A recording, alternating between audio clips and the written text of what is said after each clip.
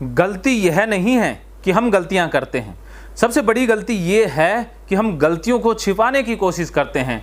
गलती करने से भी बड़ी गलती है गलती को छिपाना। अर्जुन भी भगवत गीता में ऐसी ही गलती कर रहा है। भगवत गीता के पहले अध्याय का 31वां श्लोक, जिसमें अर्जुन बहुत बड़ी गलती कर रहा है। वो गलती क्या है? अर्जुन कह रहा है, हे कृष्ण, मैं न तो विजय चाहता हूँ और न ही राज्य तथा सुखों को ही। हे गोविंद, हमें ऐसे राज्य से क्या प्रयोजन अथवा ऐसे भोगों से और जीवन से क्या लाभ? अर्जुन द्रोण, कर्ण, भीष्म को देख करके डर गया था और डर के कारण वो डिप्रेशन का शिकार हो गया।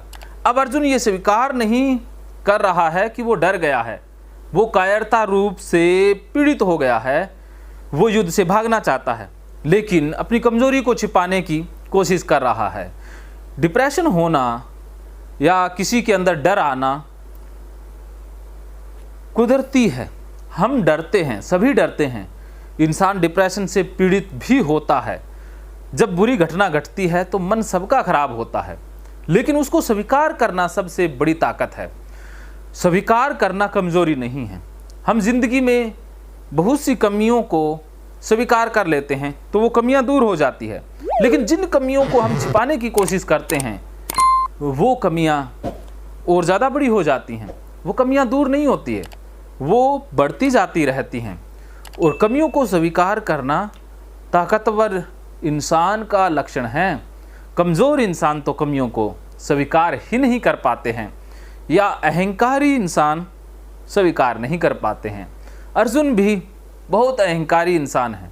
क्षत्रिय का ईगो बहुत बड़ा होता है, तो वो अपने अहंकार के कारण अपनी कमज़ोरी को स्वीकार नहीं कर पा रहा है। अलबत्ता उस कमज़ोरी को ताकत का नाम भी दे रहा है, समझदारी का नाम भी दे रहा है। हे कृष्ण, मैं विजय नहीं चाहता।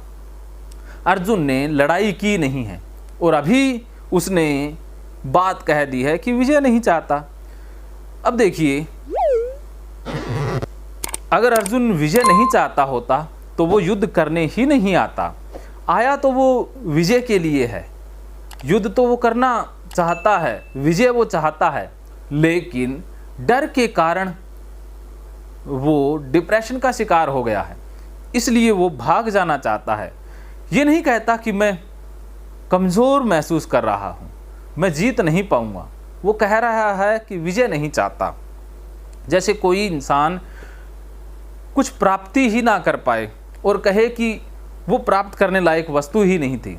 जैसे अंगूर खट्टे हैं, ये कहावत आपने सुनी हुई होगी कि लोमड़ी ने प्रयास किया लेकिन अंगूर हाथ नहीं लगे, और लोमड़ी ने एक लॉजिक दे दिया, डिफेंस मैकेनिज्म दे दिया कि भाई अंगूर खट्टे हैं, क्योंकि मुझे नहीं मिले इसलिए मीठे तो हो नहीं सकते, अगर मुझे मिल जाते तो खट्टे थे। इसी प्रकार ज़िंदगी में हम भी ऐसे लॉजिक देते हैं।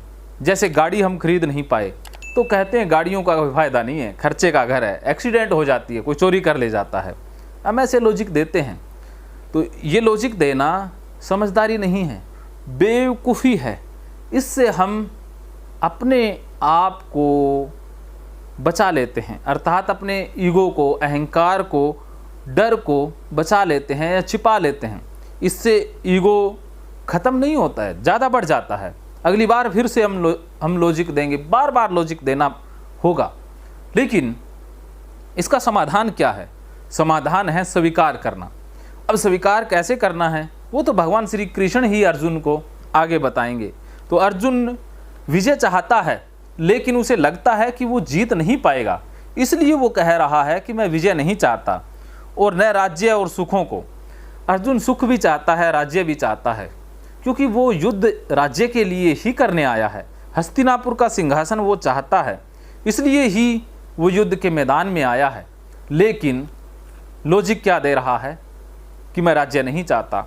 तो उससे कोई पूछने वाला हो कि यहाँ पर फिर धनुष बाण लेकर के क्या टिंडे लेने आया है? जब राज्य ही नहीं चाहता तो युद्ध के मैदान में क्यों आया?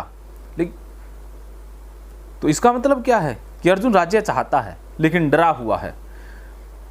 सुखों को भी नहीं चाहता, चाहता तो वो सुख है, नहीं तो वो जंगल में ही रहता, अज्ञातवास में ही रहता, वापस क्यों आया?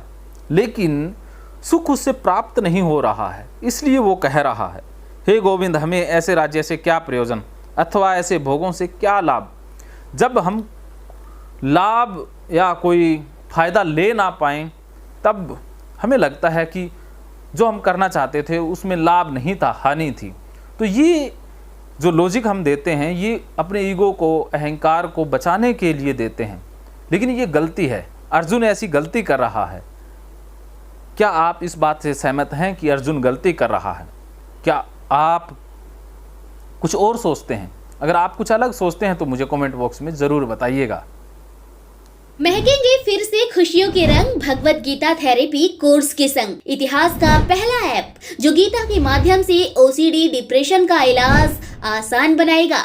ओसीडी डिप्रेशन का इलाज हुआ और भी आसान, और वो भी बिना दवाई, घर बैठे। किसी को बीमारी की चिंता है तो किसी को चिंता की बीमारी है।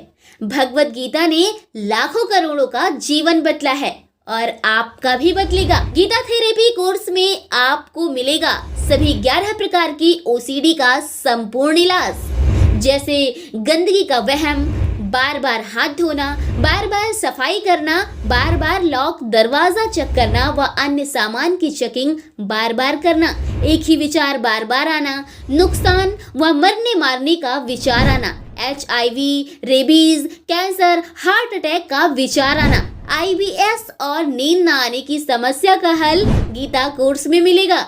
आत्महत्या वाले विचारों से मुक्ति भी गीता थेरेपी कोर्स से मिलेगी।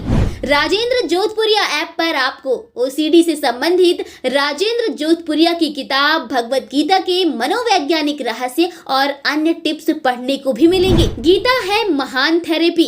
गीता में CBT, हिप्नोथेरेपी, माइंडफुलनेस, ERP व अन्य बहुत सी साइकोथेरेपीज का समावेश मिलेगा।